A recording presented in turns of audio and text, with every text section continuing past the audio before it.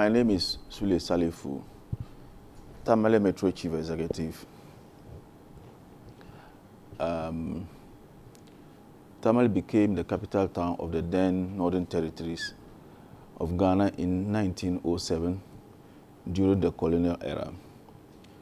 Due to its central location, Tamale served as a hub for all administrative and commercial activities in the Northern Territory.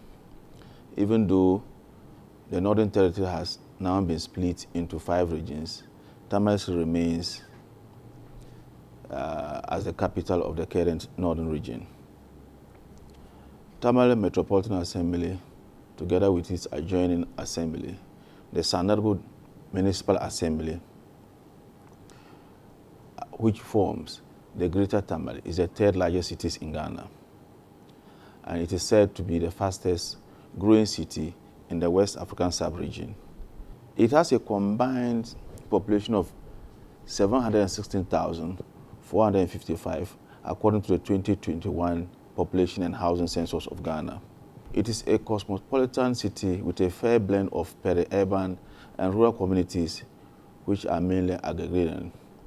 With about 40% youthful population, the metropolis has the potential of achieving and sustaining solid industrial, agricultural, and service-driven economies.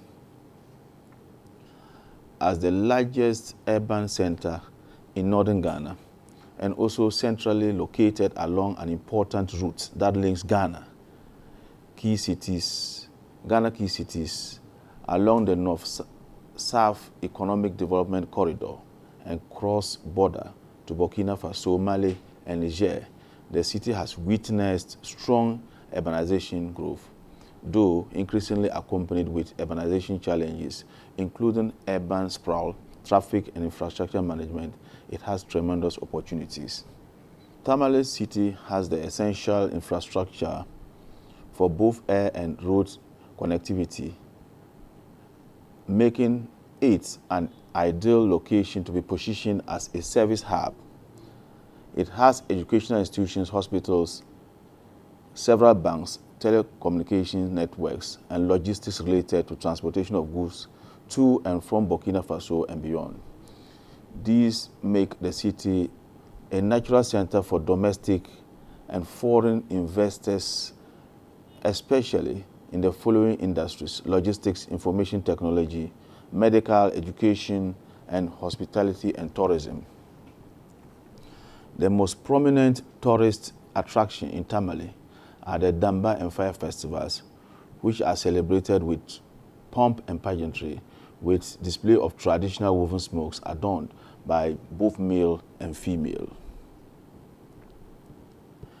In order to cope with the new urban dwellers, the Tamale Metropolitan Assembly has developed a master plan known as Greater Tamale Metropolitan Area Structure Plan, which will help to address in an acceptable and orderly manner the challenges of the city and position it as the commercial, educational, industrial hub of the region in the northern parts of Ghana, neighboring countries like Burkina Faso, Mali, and Niger.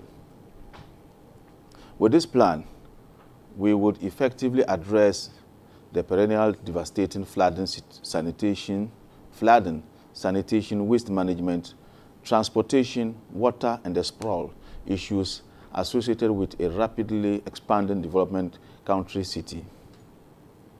This city plan becomes a major investment promotion document abroad and a practical implementation document for government agencies in the planning and development of Tamale. As a systematically planned and consensus-built document, it will ensure synergy of development in the short and long term to transform Tamale and its environs. With respect to receiving enough attention from public policies, I must admit that cities like ours receive some attention from the government, though limited. For instance, the Ghana Urban Development Policy document is in place to guide the growth of cities like Tamale. Also, some funding, though inadequate, is provided through the Urban Development Grant for for the provision of municipal infrastructure and services to cope with the increasing population and its attendant effects. My expectation from the African Cities 9th Summit at Kisumu 2022 includes the following: an avenue for sharing experience and best practices among the leadership of the various cities, an opportunity to network with colleagues and development partners, marketing of my city to the outside world to attract investment either through direct investment or public-private partnership arrangements. The city of Tamale is equally affected by climate change, especially high temperatures, deforestation, perennial flooding of some communities during heavy rains, and drought in some years. To deal with the consequence of climate change in the daily lives of the population, the Tamale Metropolitan Assembly, in partnership with development partners and private sectors, have been dealing with the issues by the adoption of climate-smart agriculture, reforestation of degraded land through the Greening Ghana initiative of government, the use of renewable energy, development of urban road systems to include bicycle lanes in the metropolis for many people who use bicycles as means of transport, waste management, recycling, and compositing plants being built to deal with liquid, medical, and solid waste generated from the metropolis, construction of drains to reduce flooding in the city, among others. Tamale, as an intermediate city, contributes to national wealth creation, local economic development, and local democracy through the following: 1. Serves as the link between the rural and urban population, that is, the aggregation and distribution channel for goods to the needy areas, thereby enhancing the income of both rural and urban population. Provision of high quality services in the hospitality, education, medical, and technology sectors to the residents and neighboring or surrounding communities and towns. A hub for skills development, job creation, and employment. By strengthening the Metropolitan Assembly unit committees and civil society organizations through training and capacity building so as to enhance local democracy or grassroots participation. As an intermediary city, Tamale attracts many people who are seeking job opportunities and skills development, resulting into its rapid urbanization.